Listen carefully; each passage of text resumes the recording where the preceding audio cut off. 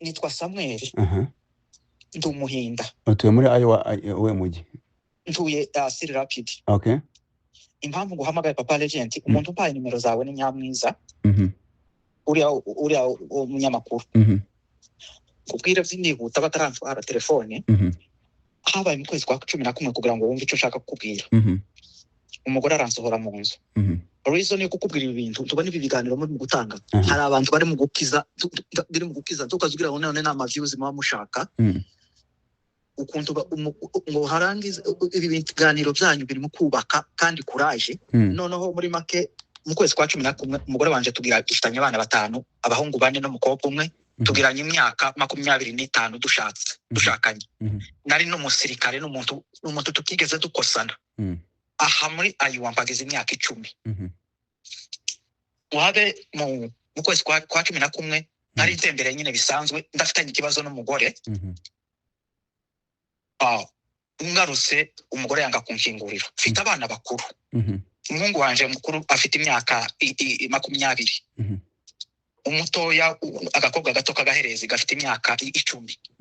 Urumva ko ndi umubyeyi singuhamagaye si bwa busore buhubuka bwo ku mihanda. Umugore yanga ko ninshira. Ngerageza kumuhamagara yanga kunkingurira. Mpamagara abana banje bose urabiza abana ba hano bose kubagira amatelefone banga kunitaba. Zama bigendera aho ko ndagukira muri Samari wenda tuzovugana nimbona umwanya. Nimba ndapfuye. Zama bigenda umugore ndinginga famille mfite abavyeyi hari hano kuva nsohoye yanga ko data na mama yinjira mu nzu tuburi cabaye turuhe wenyine afata telefone yihamagarira bene wacu babahinda uyu mugore wanje no musita.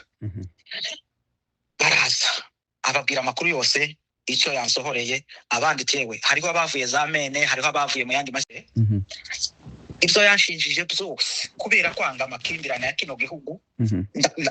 Ndababwira ati ibyo ambeshe n'ibyo atambesheye n'amagambo abiri navuze nambabarire byose ambabarire asubize mu nzu. Bagerageza kumubwira arananirana batega indege basubirayo ariko baramubwira ati umuntu w'umugore kugira ngo uhamagara abagabo batutuzi nurangiza wange gutanga imbabazi nta cyabaye. Ati icyo kintu namakosa naho kumbe ntagiye muri byinshi. Aho ngaho aje kunsohora nariko numva umutima uhayumbye. None nkamubwira ati yewe umugore mugira n'imyaka 25 cyo womenya ikimwihishemo. Ndamukaza mubwira ngo umutima kurambya akanseka akambwira ati se wagiye ku bitaro. Kamubwira ati se ndaje ku bitaro ndafite Medicaid ariko nyine bisanzwe. None amaze kunsohora naje ku kazi nagera mu kazi umutima ukambye kumva ngiye guhera ejo mpitanja kuri emergency. Ko ndakurira amakuru y'ejo. Barambwira ngo ati yutinda kino cyumweru cyangwa 2 wari gupfa ngo nari acid. Urumva niyo reason yatumye ansohora yampaye isumu ashaka ko nja gupfira hanze agira ubwoba n'ibyo byose byo guhamagara abantu. Nuko ndamubwira ati we wampaye isumu ejo mvuye ku bitaro ndamutelefona ati se wambaye isumu. Barambwira bampa imiti yo kunywa iminsi 5. Atari ko wagize neza iyo utinda iyo uza mbere twari kukuvura ariko n'ubu nyine iyo miti iragufasha nta kuba ntikwica. Ngo pfe kumubwira gutya. Yes, give me a chance please. He's going to walk. Please. Okay. Urumva? Ngo pfe kumubwira ati yewe wambaye isumu umuntu dusazanye niki. Yama yikanga kuri telefone ngo se atase bigenze gute mfite n'urupapuro niyo mpamvu wansohoye abagabo bakinginga bakagwa ntuvuge icyo wankoreye. Ngo pfe kuvuga ko mpamagarira polisi. Uko nagiye mu bitaro nako nari muri polisi nimwo naraye ngo ngeze saa 8 z'ijoro ndahwera. Uyu uhamvugisha no munasi ndi mu bitaro nshaka kumpamagara kuri WhatsApp kuri video ndebe nambaye n'imyenda yo muri prison. Ngo mare guhwera. Yeah, thank you. Ngo mare guhwera polisi yonyine hamagara ambulance barazana na hano mu bitaro ndimo muri emergency. None uko baranzanira ibisubizo sinzi nimba polisi ariza kuntora ngasubira muri prison. None data ndagusabye kandi ndaguhanguye nije nyiri bwite nta wundi uja kubaza n'umugore wanje ntabariza ntabariza mbaye nkura muhungu wo muri Kenya papa legend we unyihanganire papa ntabariza ndaguha amafoto y'umugore wanje n'ubu nyine maze guhamagara bahinda bene wacu uko bari kuri call ko baramuhamagara ibintu ahayakora sinzi ibyo ababwira baragaruka bambwire ntabariza data ntabariza ibi biganiro muri gukora nimba ndapfuye isomo bakayivura aba bagore bahaba dukorera ibi bintu utarayirya baratinya n'urugo rwanje sinshaka kwiyandagaza mbabariza untabarize sinzi uko byumva ngaho amafoto nta kibazo yawe nayiwe umbabarire untabarize data ndebe ko n'abandi bantu batarinjira muri iki kibazo ubuzima bwabo bugenda neza twaje hano muri Amerika kugira ngo tuzobeho neza twaje kwicwa n'amasumu ngaho reka mbikuha kuri WhatsApp umpe n'impapuro baguhaye kwa muganga ndaziguheza reka bazizana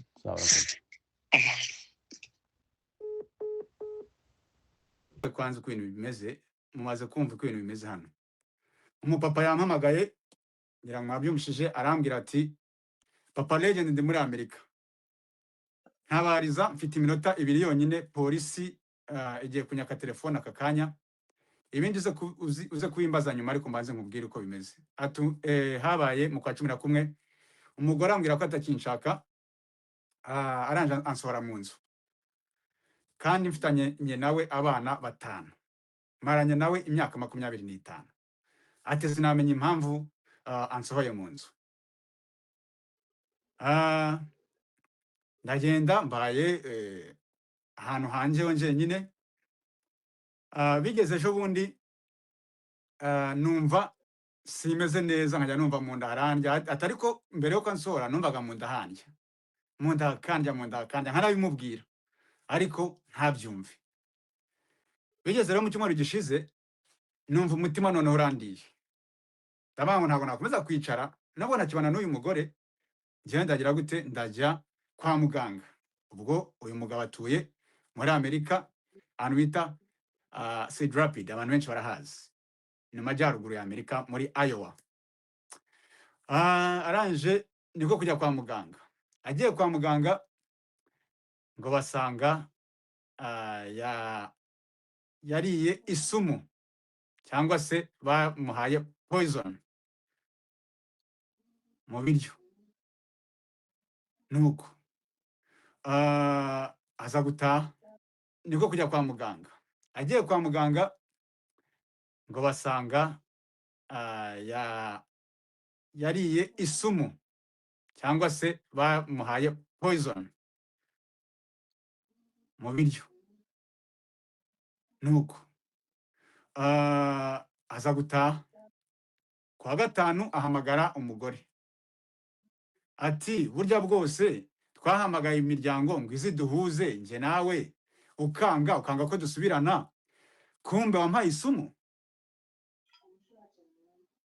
atuzi ko isi irimo irarangira ati mvuye kwa muganga n'ubu nakwereka ibipapu barambwiye ngo iyo ntindaho iminsi 5 nari gupfa nuko hano muri Amerika tugeze muri sezo y'amataxe iyo umuntu yakoze umwaka wose iyo yapurisa amataxe ariko bamusubiza amafaranga makeya waba ufite abana bakagwa nk'ibihumbi 2-3 kuzamura niko kubwira umugore ati ese ku kazi kanjye basi hari ibipapuro byaba byaraje byerekana amafaranga nakoreye kugira ngo nanjye nzabone ko nabona amataxe ukoresha abana 3 ngakoresha 2 uzagume umpe babana banje 2 nje mbakoresha ku mataxe ndebe ko ari udufaranga nabona umugore ati igipapuro cyawe cyakazi cyerekana amafaranga yose wakoreye ku mwaka nayo bagukase kirahari mu rugo ejo kwa gatandatu uzaze ugitore nuko atariko hakaba hari imodoka yiwe yagiraga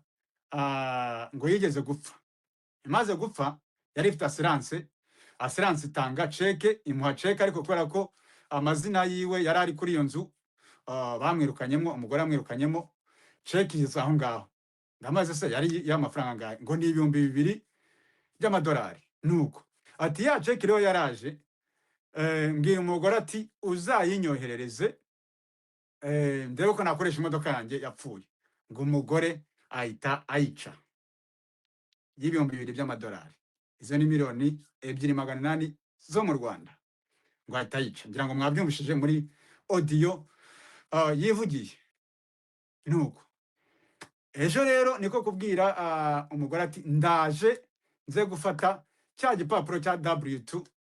Abari muri Amerika barakizi, W2 ni urupapuro uba warakoreyeho rwerekana amafaranga yose wakoreye umwaka, bityo waba ufite abana hakaba hari udufaranga duke bagusubiza ko nawe baba baragukase amafaranga menshi.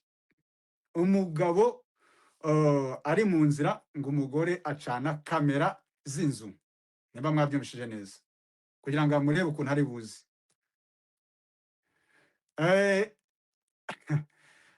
Akiri mu nzira umugabo baba bamuhamagariye polisi.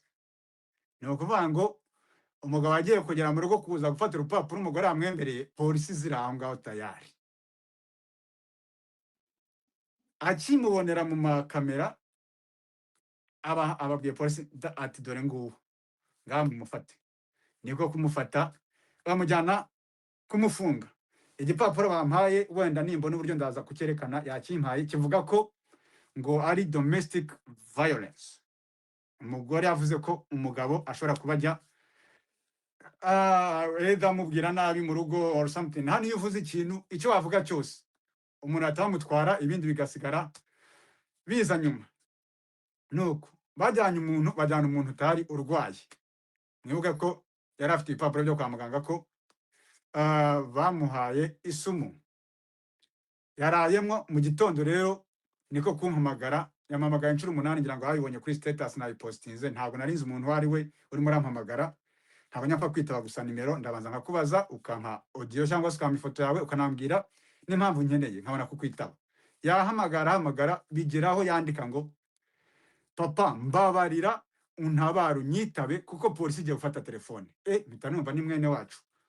Niko noneho kumuhamagara ambwira ibintu byose mwumva na recordinze, aravuga ngo tumutabare, ngo nadapfa arashima Imana, kandi nanapfa basi abasigaye inyuma bamenye uko bazirinda, ndetse tumenye uko twakomeza kwadresa ibibazo biri muri community yacu kugira ngo ejo n'ejo bundi bitazagwirira abantu benshi. Nuko rero niko amakuru ameze, audio nazibahaye mwumvishije